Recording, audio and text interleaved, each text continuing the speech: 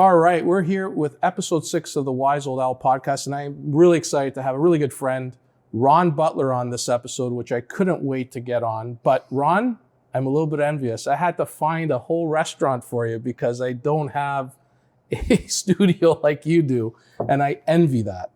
Well, this will come as a shock, Vince, but I like to eat. Okay, We so both do. You bring me to a restaurant. I'm pretty pleased in general. Okay, I'm pleased. Well, listen, I appreciate you coming on. I'm a big fan. I think you've done a remarkable job with the social media, and I really like your smash mouth approach to calling it like it is and calling out all the bullshit. So thanks for doing what you do. I think you inspire a lot of people and you tell it like it is. And I think Canadians are getting more and more knowledgeable about the issues of the day. So I want to get right into it. Mm-hmm. We got an affordability problem in this country. You've talked about it a lot. There's a lot of funny things happening, scrambling of spending money. I think you referenced it as spraying money all over the place. How are we going to get out of this mess? Well, I mean, we'll eventually get out. The move to finally back off on immigration, which was just so necessary, and of course, you and I both agree that we talked about it for years. We need immigration in Canada. Immigration is one of the most crucial, impactful, and possibly one of the best things about this country. But when you go from 250,000 to 1.25 million, it could be a problem.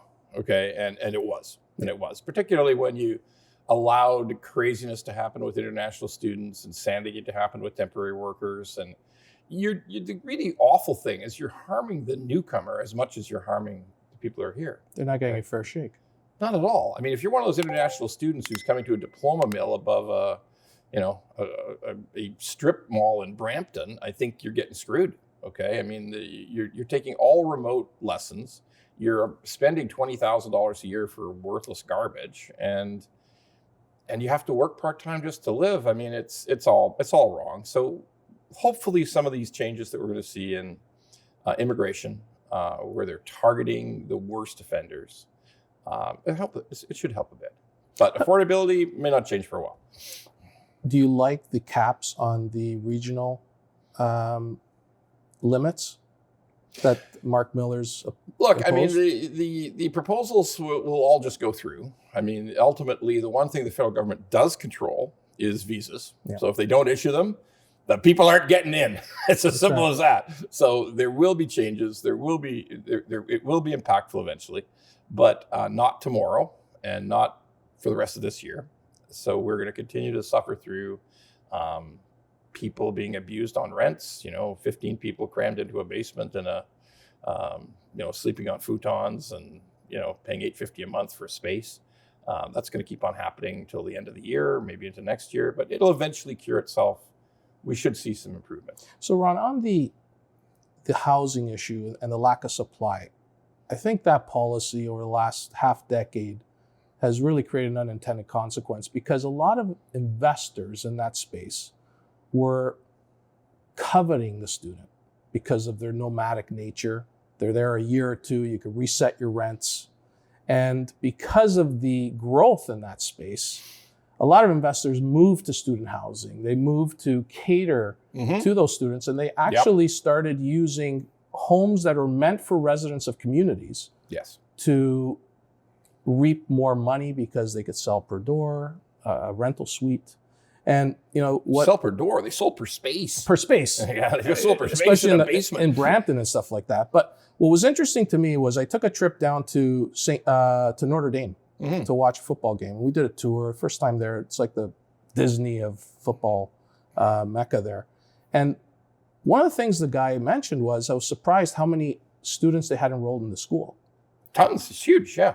8,000. Come on, seriously? To support that football program? There's only 8,000 The students? stadium holds 80,000. And I had to ask him twice, are you sure it only enrolls 8,000 plus? I think it was 8,400. So 1,200 are playing football. Yes.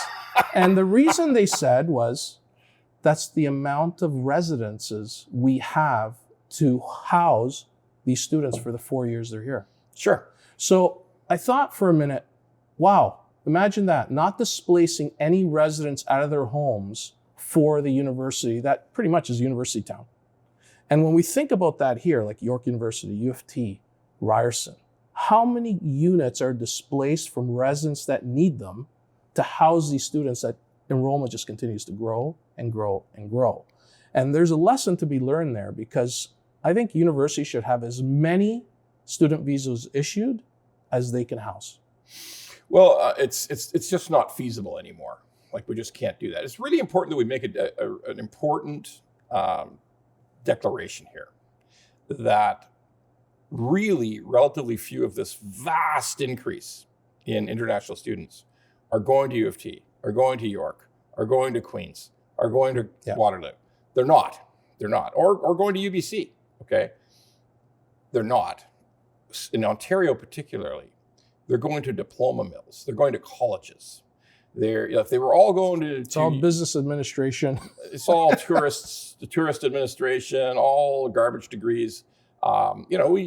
We've set ourselves up for a fall. But really, if it was just people going to U of T, if it was just people going to Queen's, if it was just people going to UBC, just people going to University of Alberta, they got room. The community has room. They do. It's this incredible madness of coming for 2-year diplomas in colleges that has really screwed it up.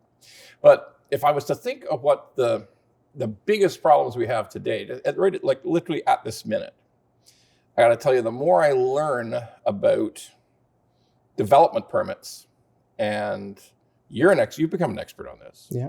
The more I learn about development permits, building permits, the costs involved, the terribly skewed taxation problem we have throughout Ontario in terms of who's paying property tax, who's paying development fees. If I was to think of anything, that's possibly the biggest horrible problem we have in Ontario in terms of housing today. Well, the first-time buyer takes it on the chin. They're getting pounded with all these costs because they're the first entrant into that new home. If the home buyer, that is, of new construction, they're paying the brunt of all those development charges, because you got to be a fool to think that that's not being passed on to them. It's in the price of the home. Sure. So if you break it down, and this is all about politicians not wanting to increase, municipal politicians, councillors, mayors. They don't want to increase property tax because that's how they get voted out. If they piss enough people off who are paying property tax by raising it 10%, raising it 20%, raising it where it should be, they get voted out. That's right. And they don't want that. So instead, they've created this incredible insanity of having purchasers of new homes, like new condominiums, brand new built condominiums, brand new built homes, townhouses. They're going to pay 28% of the value of the home towards development fees, levies, taxes, all the rest of it. Okay. So that's been their scheme to say, oh, no.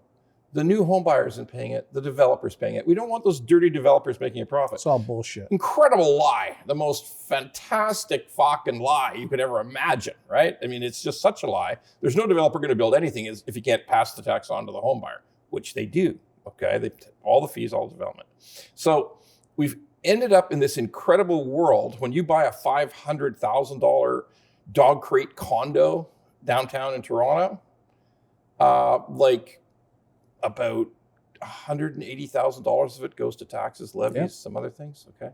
So that's insanity. If your starter home has got 28% of its price going to government taxes, development fees, and everything else. So a $600,000 condo is really $410,000, $420,000. That seems a little bit more affordable than $600,000. So there are some, as you know, there are some costs to develop. Yep. You know, the city is there's going to have to be adequate sewer connection, adequate water connection, et cetera. Now, the crazy part is you do infill work, right? Yep. So the crazy part is there's no new road. Nope. Is there? There's no new sidewalk. I think you've told me you ended up paying for a park in a whole other part of the city as part of your parkland dedication fee. Parkland identification. So, but education fee, development charge. So we've done a lot of conversions from single family to 4 units as per the new bylaw. Number one, city doesn't know what they're doing. Shocking. I'm shocked. Like it's funny how the Ministry of Transportation has a lane dedicated for dealers to fast track the process, and the city that's dying for units A guy looking to add 3 additional rental units has to line up behind the guy who's extending his deck. A guy who's fixing his chimney. Guy who wants to extend the window beyond the limit. This is actually happening. And then all these new examiners don't know how to deal with garden suites, don't know how to deal with laneway suites. So this is the craziest thing that happened last week.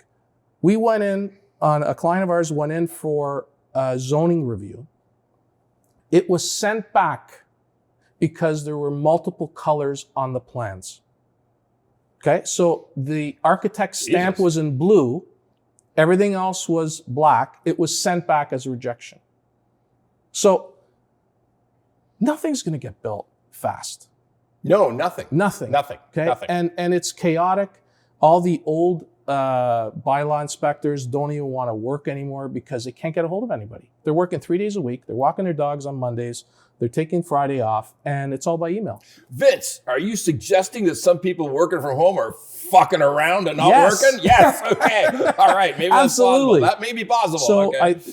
I know older folks are saying we need everybody back in the office at the city because nothing's getting done. Like they're at their lowest point in permit applications. Why are they delayed? They should be faster. Nothing's getting built that's new. Nobody's spending money on that stuff. It's really crazy. It's like a red, it's just a red tag brigade of processes, things to slow you down. Nobody wants a development, NIMBYism at its finest. And the reality is the city needs units. I don't know how they're going to get them. All true. So when we get into the fundamental disaster that we're in, so much of it, is a function of government. People like to say, oh, these guys on podcasts, they're bitching and moaning about, they blame government for everything. Well, guess what? The permits are fucking government. The development approvals are government. Releasing Greenbelt for people to build subdivisions on is government. It's all government, okay? So look, when we're bitching, it's for a reason. Here's the ultimate difficulty we've gotten into in Canada. For a lot of people, this policy discussion is boring as fuck. Okay, like what are they talking about? Permits, development fees. What are they talking about? That's what's killing us, though. It's killing us because the insiders in government, the bureaucrats, the civil servants, they don't give a fuck. They don't. So the greatest story that I ever read in the last 6 months was somebody who did an experiment. He went down to Niagara Falls. And he said, I want to build a house. I want to tear this old house down in Niagara Falls in Canada. I want to tear this old house down and build a new house. So what's it going to take? What's I got to do? Tell me through it. And then in the Canada side, it was 22 reports. It was forever. It was all kinds of red tape. And we don't know we don't know how we're going to do it. It's going to take you a long, long time. So then he drove over the bridge to Niagara Falls in the US. And he went to the permit office, which was empty. Yep. There was nobody there because it's Niagara Falls, USA. It no ain't one that busy. No one wants to invest there. So he comes to the office and he says, hey, I'm a Canadian, but I'd still like to develop, buy a house here and tear it down. So 2 people got up immediately, stood up, walked over to him at the counter and said to him, we're going to do anything we can to help you do this. Like, we're going to try to make it as fast as possible. We are so happy to see you here that want to put in a new house and we don't even care where it is. We'll figure out a way to help you. All right. That was a live story of a guy who did a real experiment. So what's the difference? The difference is those people in that Niagara Falls, USA, the economy's not going so hot there. No. It's not filling up. The places that actually got declining population. So they actually give a shit. They actually want to accomplish something. Whereas we switch it over to Canada and you know what? There's 1 million new people coming into Canada every year. The prices are through the roof. We're busy as hell. We don't have to care. Don't care. We'll never lose our jobs. The guys over in Niagara Falls on the US side are thinking, if it gets any more quiet, right now it's just the 3 of us. Maybe 2. So we're going to help the fuck out of whoever comes in. So here's a real situation that I experience every day. I come out of my subdivision onto Wilson Heights, and I look onto a 57-acre parcel of land that is zoned for about over 3,000, I think it's close to 3,500 units. Townhouses, mostly? High density. High density, Okay. okay. It is between Wilson subway station and Downsview subway station. Mhm. Okay. Allen Road to the west and Wilson Heights to the east. It's a beautiful Okay. location to develop. It Beautiful. was handed over to Create TO in 2009. 15 years ago. They've done 3 community consultations. There's an executive board that makes hundreds of thousands of dollars, and there's not a fucking shovel in the ground. And they're talking about, well, we got infrastructure here in the city. We should be building in the city. We should leave the green belt alone. Fuck. How much better of an area to develop than something right in the heart of the city, north of the 401, arteries everywhere, transit hubs to the north and south, not a shovel in the ground. You know, I relentlessly try not to be political if I possibly can. But sooner or later, when you think about Pierre Poilievre talking about, we got to do something about the fucking gatekeepers. Yep. It resonates a bit, right? It resonates a bit. Now, I don't know what he can do. I don't know if he'll be successful. I don't know if he'll get elected. I suspect he might. Hopefully. But the truth is, at least somebody is calling out what's wrong. Because what's wrong is an enormous bureaucracy. I mean, there was a video went viral across Canada literally yesterday. I saw it. I did watch it. You saw it, okay? It's in BC. A young man, youngish guy in his 30s, him and his partners are in the business of developing. They're truckers. Yep. They're long-haul truckers. They're logging truckers who want to develop big electric rigs, okay? They want to be innovators. So they wanted to apply to the government for a grant, and they had no success. So they were introduced by the government to a company that does all the grant work. You know, we'll do the application for you. Okay, great. MNP. Yeah, we'll do the application for you, and we'll make sure that it works for you. Oh, great. That's great. How much does it cost? 20% of whatever you make for the rest of time. Okay. Whoa, what the fuck? Really? That's crazy. Okay, but you're guaranteed that it's going to go through. How can you guarantee that? We're the ones who approve it. We write it, we get 20%, and then we approve it. So you get your money. Okay? Double dipping conflict. A little bit of conflict. So they all went batshit crazy mad. Everybody's running around and they say, well, we're gonna investigate this. We need to investigate this. So the vote went to the floor of the legislature in British Columbia, their own legislature, and the government voted an investigation down. There will be no investigation. There should not be any need for an investigation. All right. Look, if we can't figure out that the inmates have taken over the asylum, okay, I don't think you can say that anymore. We're going to get canceled for that. Okay? I don't think so. Talk about that. I think you can't say that anymore. I really do. But I'm said it anyway. We're going to run it. Okay. But it just doesn't make any sense. Like the things that we see every day in our business in terms of what happens with mortgages, look, let me ask you a question. Why when you first started and I first started, we could get down payment approved in some cases with 1 page. Yes. 1 page. Okay, you've got a 5% down payment, and that's $40,000.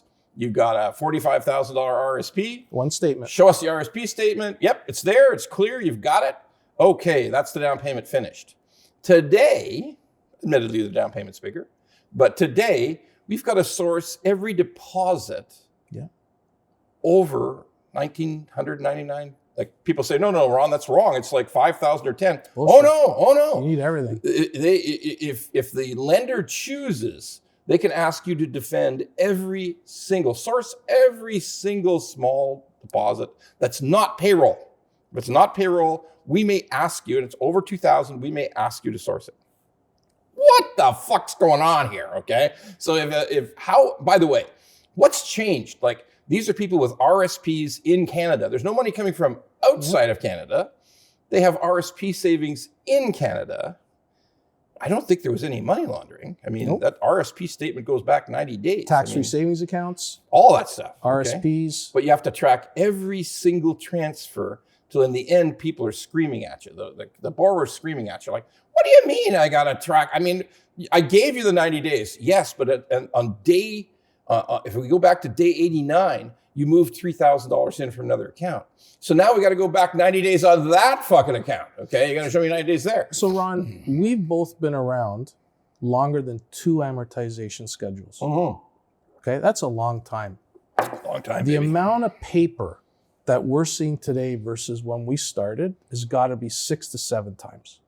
Oh, for sure. At least it's at least a 600% increase. Absolutely. Easy. You remember we never even used to have to take ID because the lawyer took ID. The lawyer took ID. Yeah. Credit bureau consent was pretty much all the ink we needed on that page. And we were able to get pay stubs.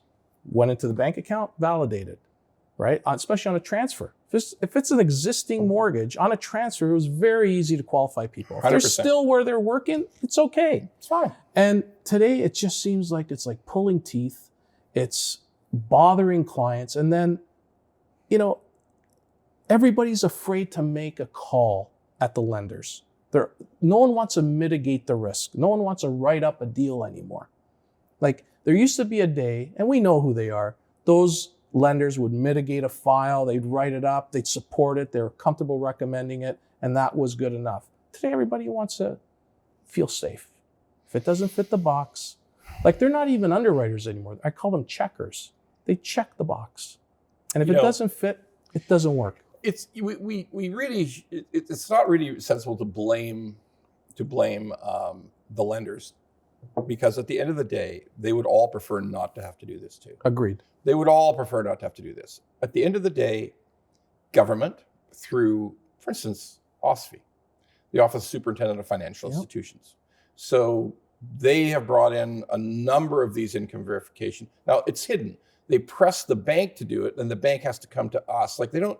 The thing about OFSI is it's unrelated to consumers. It's unrelated to borrowers. It's unrelated to the average Canadian. They're there to protect banks. Absolutely. So if they dream up something new to protect a bank, and it actually fucks the Canadian borrower, like, I'm talking fucks them, like bent over the couch, no lube, fucks them, okay? Like, just fucks them. The bank regulator doesn't care. They couldn't care less, okay? They're protecting the bank. It's just about the bank. My job is the bank. If the Canadian borrower is beat up, abused, can't get a mortgage, even though they probably would have got a mortgage 5 years ago, 8 years ago, we don't care. That's the way we want to run it. We're just about the banks. So unless you have the Department of Finance pushing back because they've got a bunch of smart, experienced ex-bankers in the Department of Finance, if you don't have those people there to push back and say, hey, Peter Rutledge, you're crazy, okay? We don't want to stop Canadians from getting mortgages. That doesn't make any sense. We need housing in this country. But if everybody who's got any authority in the finance ministry is actually a political operative, then they don't even know what the hell's going on. Now, I'll get an argument from that. They'll tell me there's tons of people. God knows there's enough staff. God knows there's enough workers in the Department of Finance. They've hired jillions of them, all right? They'll argue with that. They'll say, no. We got tons of highly educated people here. We got PhDs. We got MAs. We got the smartest people you'd ever think of. But if you ask them, okay, that's fine. Did any of them ever actually work in a bank lending money for mortgages? Did any of them do it? Most likely not. Most likely not, okay? So the difference between today and we'll say the olden days, when you and I were young, which is a long time, been a while, okay? Difference between the olden days is that place was full of ex-somethings, ex-bankers, ex-trust company people, ex-people who actually did lending or actually did construction or actually did development or actually just, let's face it, one thing about the people in the housing minister's office, they actually don't know which end of the nail gun to put in the wall, okay? They're just assuming something, all right? Well, I've been from university to government, back to university, and now I'm back in government. I don't think I've ever held a nail gun in my hand. Well, case in point is that shared equity program that they just canceled, right?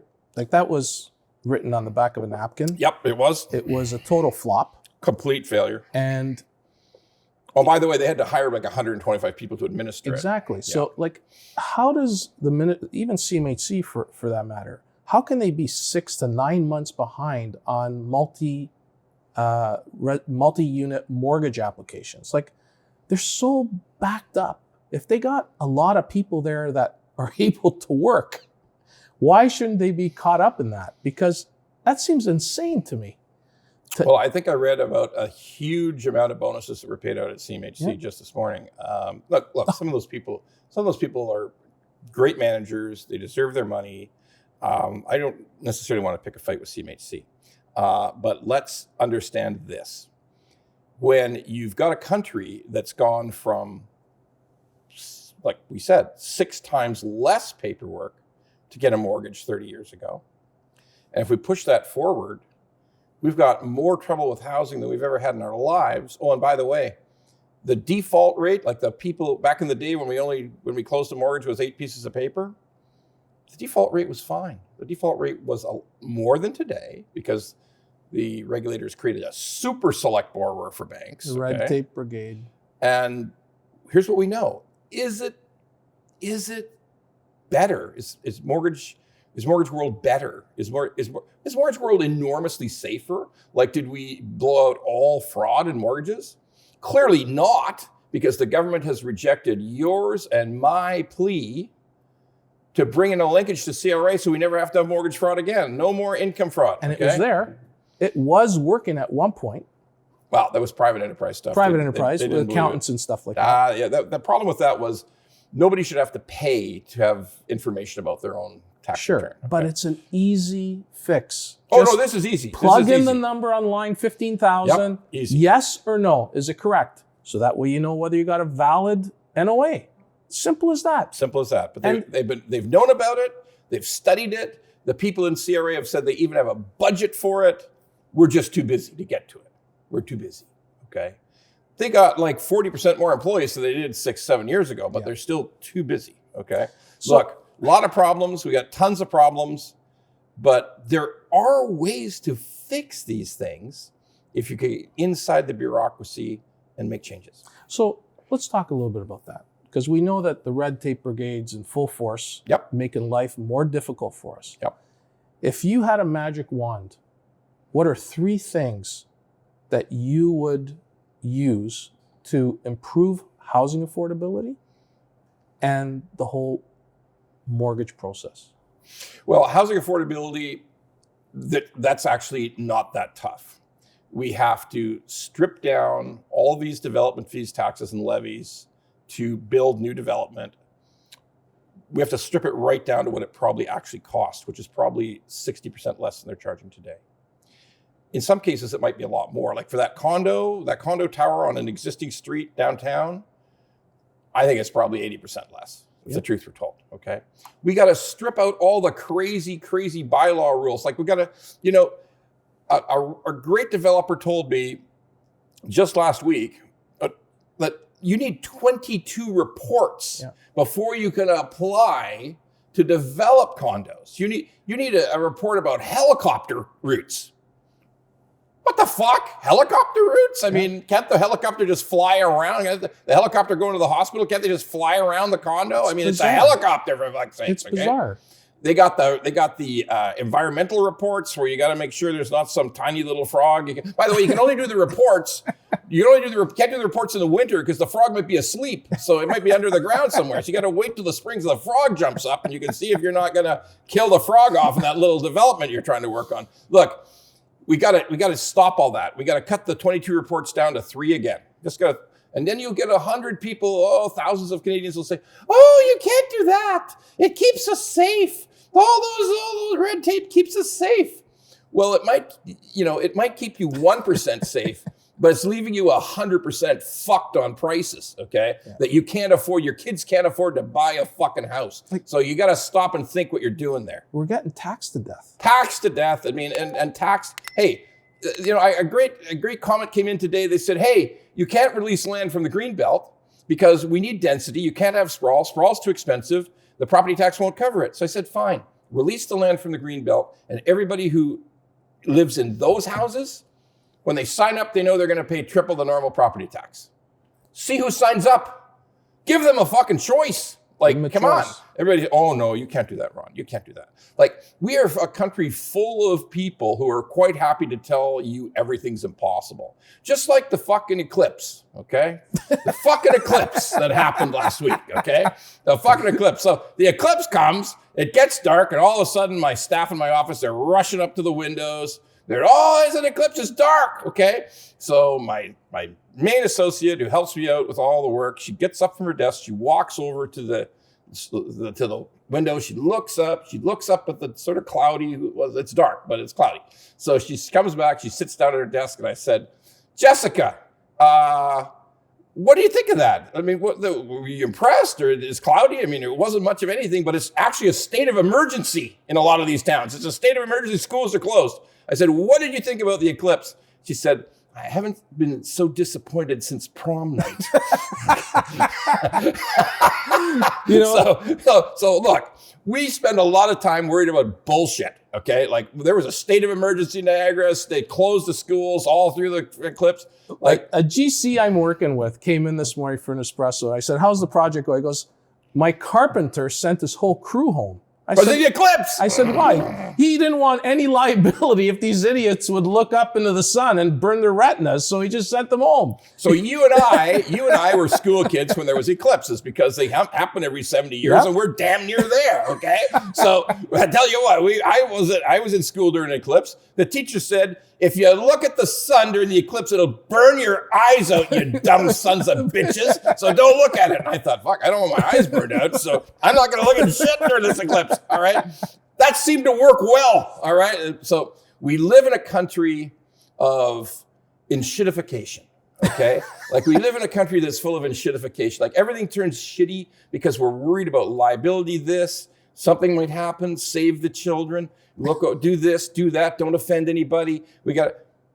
It's enshittified our society, okay? We spend all of our time worried, confused, and Scratching our head. What do I do next? Because something might go wrong.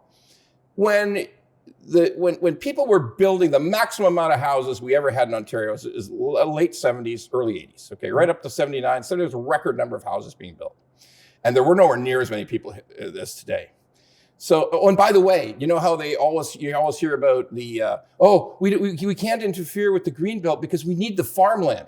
Guess what? Every fucking square inch of the GTA was a farm years ago. It was a fucking farm. Like, I don't think you're starving to death. I sure as fuck aren't starving to death. The fucking food's coming in, okay? It's coming in. It's coming in. Like, oh, you're crazy. You can't interfere with farms anymore. Fuck off. I mean, are you nuts, okay? I think those guys in Saskatchewan will feed us good, They'll okay? feed us very well. I think we still don't get any oranges from Canada. It'll still come from Florida, okay? Like, shut the fuck up about all this farm shit, okay? Like, people lose their mind when you say that.